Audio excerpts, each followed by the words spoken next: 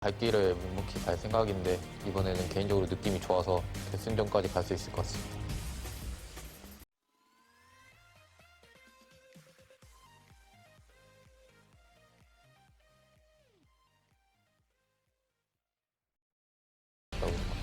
I don't know how much has changed for this series as SKT not interested in any Vel'Koz shenanigans. Yeah, just gonna ban that one away, not giving Crown the opportunity to even look at that one. They'll answer with the Azir, as that's typically the matchup they like to go ahead and take that one into, and the Camille will also be off the table for QV. It was interesting to hear QV talk about small champion pool for someone like Tal. QV has had an effective champion pool, much smaller than other top laners. Dominated by his Camille play recently. He's a great Camille player. Gnar is the other big pick for him.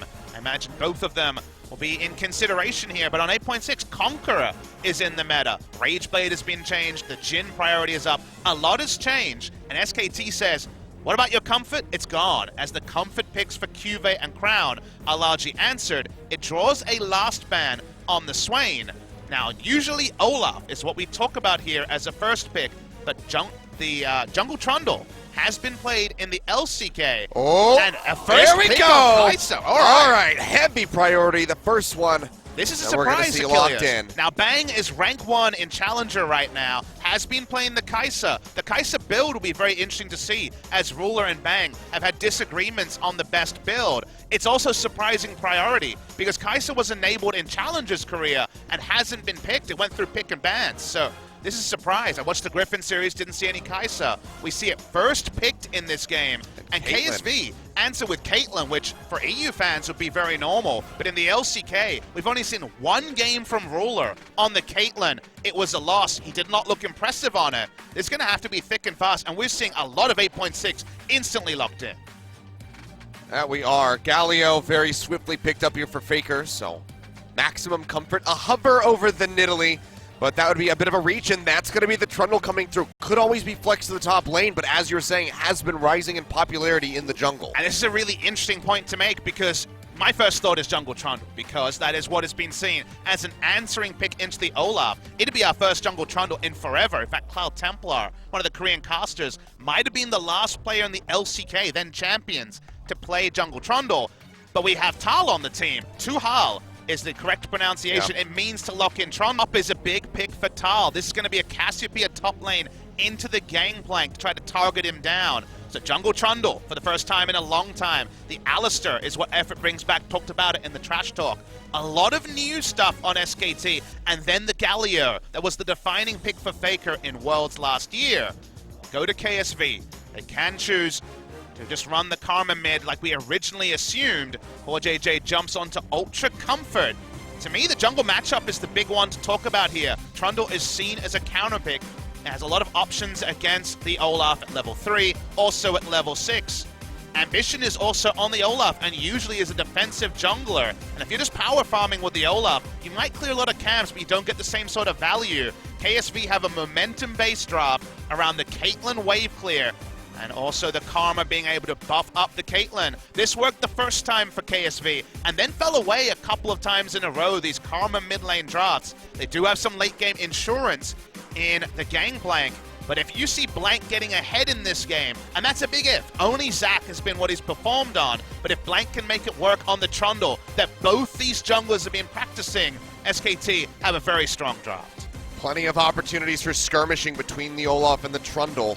Nate sustain. Vision comes over the wall. Headbutt there from Effort. Flashes away from the Q. They'll flash in just to start up the concussive blows. They will get the lockdown. And first blood goes over to Crown.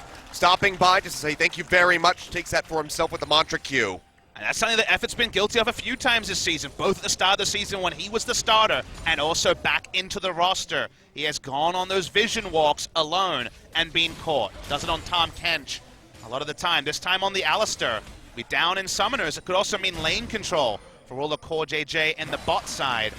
First blood of the postseason goes the way of KSV. Oh, petrifying gaze there. QV's QV does not have the flash. He's just going to die. Tal very swiftly returns here. Puts a Hero's entrance, which we never talk about, with an AD carry being the one you use the Hero's entrance on aggressively, but could happen here. But then if you have long lanes, it's also a great time for Ambition to start ganking. So there could be a lot of playmaking when the turrets initially go down. KSV with the Caitlyn comp desperately want to pick up the first turret and rotate. Oh, that's another As petrifying Game1 gaze just to be thrown dead down. again. Miasma comes through and QV is just dead. Nothing to do. They want to play anywhere where the gangplank isn't, ult, and hope they can win the 4v4, as they might turn onto Baron at 20 minutes. Remember, Cassio is traditionally a super high boy. Baron damage dealer. Yeah, she is just going to go ahead and rip this one apart. Even without a Mountain Drake, Blank will have enough sustain. KSV don't know about it yet. QV is hovering around the area, but he's going to be distracted by that control ward. Okay, they They're think now about it sniffing now. this one out. Tull's down to half HP. They're going to spot this. Miasma will stop them from pushing forward. And SKT will peel back, but you can see they're willing to make these massive, risky calls. Credit to KSV, in order to get though. ahead. They did their problem solving. They say, who is missing? Where can we see enemies? It's 20 minutes. Okay, Baron is spawned. How fast can they do it? Decently fast. It takes them about 12 seconds. KSV in the meantime looking to get their first dragon of the game. Ocean, another one coming through. Be nice to pick up something. They've really got only a kill to their names. As Tal says, maybe not. He's just going to push over the side here. QV yet again going down very low. Ambition able to finish that one up, but QV has to flash away at the end of the day, and now Ambition's in a bad spot. Remember, his flash is down. The pillar comes through, and that's going to be a kill going over to Bang. Effort will get locked in. He takes a massive amount. The heal comes through, but Ruler manages to claim him in the end with the help of that red buff. Faker. Another one picked up. Faker coming around the back. Misses. Flashes in, but not going to be finding anything. And now he's too far forward, blocked off by that Justice Punch. Miasma comes down and he goes golden. KSV takes so much damage there on the core JJ, who can't really frontline any longer. But Faker, he's still in here. He's going to go down. Didn't have an escape plan. Tried to go 1-for-1. Can't do it. Takes a long time to kill the Galio. In the reverse situation, we already said, Trundle ults the first target. They die. Not the same busting power here as we see the fight go on. His crown is grouped. Blank getting worked down. Q from the Braum, not going to connect. And KSV maybe can get a little bit of damage in onto this turret. All takes a hit. Crown goes low, but the hits are coming through from the Caitlyn. Ace in the hole will be blocked by Bang, and now QV is too far forward. Headbutt pulverized takes him down as Bang claims another. You can tell what happens when 25 minutes of inaction are followed by some action. Everyone gets a little bit over the top. A couple people go down in unsociable fashion. First it's Faker, who will be alive with teleport in 5 seconds and the hero's entrance. So SKT start to posture around. Get the Scuttle Crab, so some longer standing vision available for KSV around that side, as Tall is just going to steal away a blue buff. The rest of KSV interested in this turret. Effort goes forward, but might have just been to his death. Yes, it is. Reckless Swing comes through and Ambition finds the kill, but SKT are collapsing. Pillar comes through yet again. Miasma catches so many members and they are just going to fall one after the other. A triple kill over to Tall. He will get taken down by Crown in the end, but the damage is done. The combination of the Miasma and just the sheer damage coming through from Hurricane on Bang was intense. Able to get a trade up in kills for the side of SKT, but they lose their Kai'Sa and their Cassio, so they can't turn it into a Baron, which is usually the reward for a fight around 27 minutes. Yeah, Effort now going to respawn.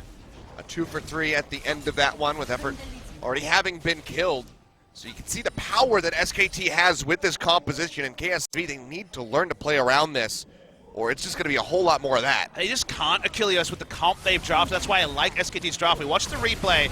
Effort says, I'm low, but I can be the conduit for the hero's entrance to come in. That's out of position. But Bang is feeling it. He goes in with the ultimate, knowing how much damage he can do. The Miasma on so many members. They have great follow-up damage, but it's with pretty significant cost as QV is able to turn to, but SKT, it's all about posturing. One control ward at their entrance, one in the river for KSV. No forward vision for either team, though. Makes them so tenuous in these 5v5s. Another pillar down. Faker goes over. He catches multiple members with the taunt. Core JJ throws out the Glacial Fissure. Only gets a pop up there onto Effort, and now Tal comes around from the side. Takes a big chunk of damage from Ruler, who trades it back. Tries to keep them out of the fight, and nobody's going to die yet. KSV push forward yet again, poking out with the Qs from the Caitlyn with the axes. Faker goes forward, but he might just be punished for it. Has the Zonias, keeps himself alive, and Ambition is there, and he takes him down with a Reckless Swing. So good at kiting out. They're really using the Inspire so well here at KSV. They're going to turn on to Baron from this, you'd have to think. They're able to disengage. All flashes are used, but then SKT goes back in without actually being in right formation. So all summoners being down on both sides, basically, is turned around, and KSV should get Baron. Yeah, the shields will go ahead, keep Ambition in the fight. He can sustain off the swings from the W. 5,000 health from the Baron. Coming through, Tull getting ready to rejoin, and KSV is peeled off. They get the lockdown there onto Blank. Bang firing off, gets most of that damage blocked there by Core JJ with the Unbreakable, but he is still dangerously low, and now SKT maybe just looking for this mid turret. KSV is trying to find their way in. Pillar stops them from getting there, gets in the mid lane turret. Effort goes forward, but can't find anything. The Ragnarok pop perfectly timed, but Bang goes over with the R. The Killer Instinct helps take him down, but maybe he's overextended. He has. Roller punishes him. We have Lee Syndrome, there's some Kai'Sa Syndrome too. If you take that R, you're never sure exactly where the fallback will be. He swaps his life for the enemy jungler. Not worth, but SKT, they're just going to go to Baron anyway because they saw the full reset from KSV. They are going to hard commit to this one. The TP now coming through onto the backside. Cube getting ready to arrive. Get it. No barrage available. He's going to have to try to seal this one out, but the miasma comes through and SKT will be able to get the Baron, but can they make it out with their lives? Hiding up towards the top side of the map where they still do have that turret, but KSV is hot on their heels. They're going to engage this. Tall going to get locked down. Petrifying Gaze comes through. He finds one. Will be crowned going down. The redemption not fast enough. They deny one buff, and that's going to be it. Control of the vision in the area. They can do this insanely fast. KSV cannot take any liberties. They check it now. Burning it down in effort. He's going on a solo mission around the backside. Secret Agent Alistar finds the gangplank, knocks him down. Killer Instinct immediately there from Bang, and he will scoop up the kill. Elder Dragon still being taken, and Ambition, he's chunked out, has no way of getting in there. SKT will be able to claim this. Only 20 seconds of double buffs stacked on top of each other, but Elder Dragon times 3 equals a lot of true damage here. They can use to just rip apart. Grandpa, I'm sorry. Don't often see a 5-item top laner versus a 3-item gangplank, but that happened in this game. SKT, Ward's coming down, looking for an entry, and Effort might have found it. Pops up to Ambition, gonna go ahead, try to get his way out of there. Faker goes in for the taunt, Justice Punch connects in. Ambition goes low, and he's gonna die. Faker goes golden, but he'll get taken down, but now Bang is into the back, but he's isolated himself. He finishes on one, and gets all of them! Triple kill, Bang! Are you kidding me? Insane play from him. He manages to stay on top. That's a death dance in action, and now SKT will go straight through the top lane. They'll take the inhibitor, and they're gonna take game number 1. And that's why you first pick the Kai'Sa so strong. He's chasing on for another kill. Should be able to get a QV. Will he be chased down? Tries to make his way in. Effort will get punished, but that's about it. The base crumbling now as SKT explode forth with one final fight. The pillar comes through. Bang gets another one. He debuts to Kai'Sa. They first pick it, and you can see why. SKT, game 1 over KSV. If you don't keep track of the cooldowns, if he feels it, if he picks the right moment, lock in the dance dance, lock in a triple kill for Bang. Really nicely done there by SKT. It was a delayed but good victory. I love the draft. I felt they won this game through the drafting phase, and yet KSV were able to play with their strengths to a point until a pin drops, Kai'Sa gets a triple kill, and the game is just done. An absolutely explosive finish there for SKT. Now KSV, backs are against the wall. Reminder, this is a best of 3, not a best of 5. KSV has potentially one more chance to put a win on the board, force that game 3. Otherwise, SKT, they're going to the best of 5 stage. They're facing off against KT. I mean, SKT had the answer key, Achilleos. They had the Cassio into the Gnar. They had the Kai'Sa priority, which seems to have been vindicated. They also had the Trundle into the Olaf. So even on paper, there was a lot to like about SKT. This was a really team engage. After the right score is down, you think, okay, maybe we're fine. Then Galio, and they dive in, but watch the Kai'Sa. Chooses her moment, gets into the backline, exhausted. If you don't mind, even through a redemption, look at how much healing you're able to do. When you have the Death's Dance, you understand why other people rush this item. Insane team fighting from Bang gets SKT over the line. And Bang, rank 1 in Korea, says I can beat anybody, and he is showing it there with that Kai'Sa. A triple to go